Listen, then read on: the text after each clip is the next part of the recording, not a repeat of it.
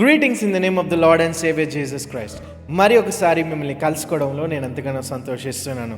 ఈరోజు దేవుని యొక్క వాక్యంలో నుంచి మనం తీసుకున్న వచనం ఏంటంటే, యోహాను రాసిన సువార్త 5వ అధ్యాయము 1 నుంచి 18 వరకు మనం చదివినట్లయితే, అక్కడ 38 సంవత్సరాలుగా కోనేటి వాగు దగ్గర పడి ఉన్న మనిషిని దేవుడు స్వస్థపరచడం మనం చూస్తున్నాం. ఆ స్వస్థపరిచే ప్రాంతం ఎటువంటిదంటే, ఆ ప్రాంతం యొక్క పేరు బెతెస్దా. బెతెస్దా అనగా హౌస్ ఆఫ్ గ్రేస్, కృపా నిలయం అని కూడా మనం అనొచ్చు.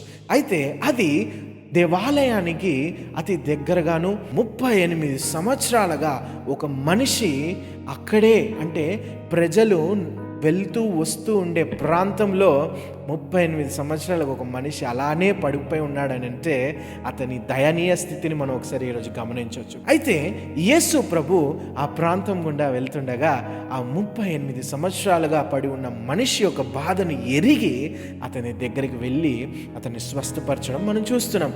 ఇక్కడ స్వస్థపరచడం ముఖ్యం కాదు, కానీ అతని బాధను ఎరగడమే చాలా ముఖ్యం. ఎందుకంటే ఈ యొక్క లోకంలో చాలాసార్లు మనం కూడా మన యొక్క పనిబాటుల వల్ల ఇతరులను, లేకపోతే ఇతరులతో మాట్లాడే సమయం కూడా లేకుండా ఈరోజు మనం బ్రతుకుతున్నాం.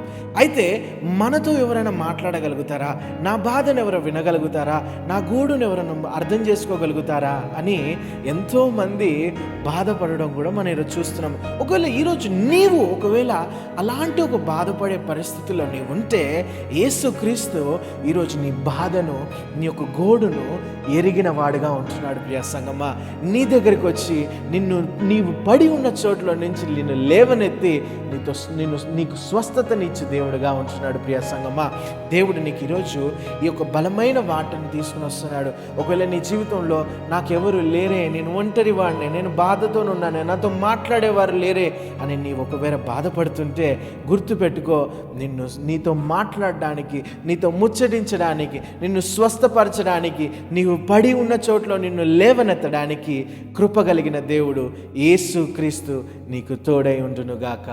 God bless you. ఆమెన్.